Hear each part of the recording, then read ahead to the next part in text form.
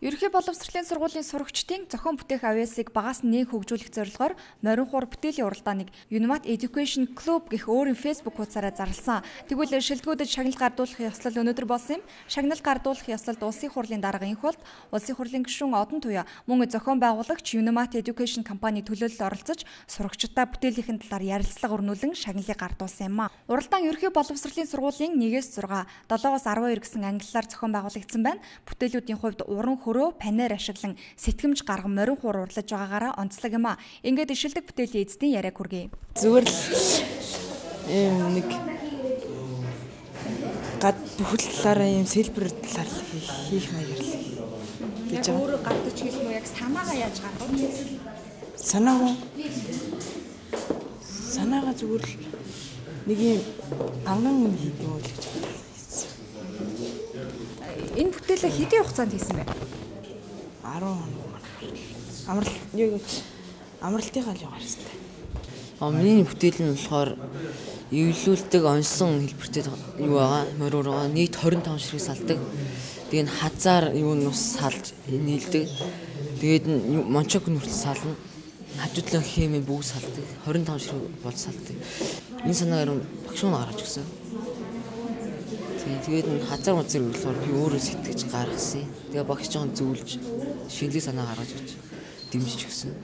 Би энэ бүтээлийг 1 сарын турш хийсэн. Тэгээд энэ дээгүүр байгаа бүтээлүүд нь багнуурын хийсэн бүтээлүүд байгаа. Би энэ бүтээлд энийг хийхэд бид их шантарт их ажилласан байгаа. Ажиллахдаа бид өөрсдөө хийж багшаас жоохон туслан заад энийг хийсэн байгаа. Тэгээд энэд нь багнуурын болохоор бид ичгсэн байранд орохыг гэж дэмжижсэн. Тэгээд бүгд багнаар болохоор би их баяртай байна. Би ер нь энэ морин урныхаа санааг бол өвөөтэйг хамтарч гаргасан. Тэгээд хийхдээ бол багштайгаа хамтарч байсан.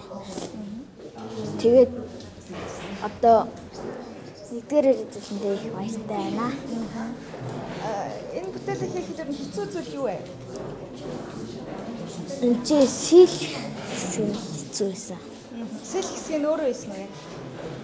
Өвөөгөө жоохон тусламж аваад заалгаж хийсэн. Ер нь бол ирээдүйн супер инженер бэлтгэхийн тулд манай Unimat Club 5 жил механик одоо үйл ажиллагаа хэрэгжилж байсан бол өнөөдөр бол энэ электроникийн клубыг байгуулж байна. Энэ электроникийн клубын маань одоо сүүлийн үед STEM буюу шинжлэх ухаан, технологи, инженер, математик хөгжлийн төв гэж нэрлэж байгаа. Энд бол хүүхдүүд манай Unimat Club дээр механик болон гараар ажиллах чадвараараа сурсан хүүхдүүд энд бол цахилгаан электроникийн мэдлэгийг суна. Хүүхд бол механик электроникийн мэргэжлийг мэргэшээд ирэхээр програм хангамжийн мэдлэг рүү шилжиж байгаа. Морин хуур бүтээлийн уралдааны 1-6 дугаар ангийн төрөлд 58 дугаар сургуулийн сурагч Цогтбаатар, харин 7-оос 12 дугаар ангийн төрөлд 45 дугаар сургуулийн сурагч Бэлэг Жаргал нарт тэргүүлсэн.